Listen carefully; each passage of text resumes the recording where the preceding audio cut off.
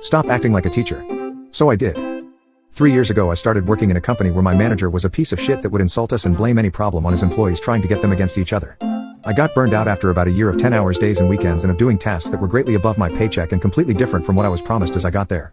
So I gave my resignations. My manager, though I was useless as he often said about anyone but himself, so instead of trying to find a new employee, he decided he would have taken over my role, to the horror of all my coworkers. The only problem, I was the only person who knew perfectly the company ERP program, and I would have had to teach him my 1,5-year experience in 2 weeks.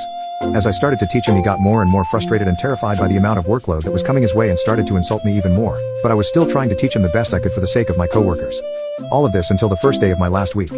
I was pointing out a mistake he was making every time he did a certain task, and he replied screaming at me, "Shut the fuck up. I don't need you to act as a fucking teacher." So, malicious compliance. I didn't.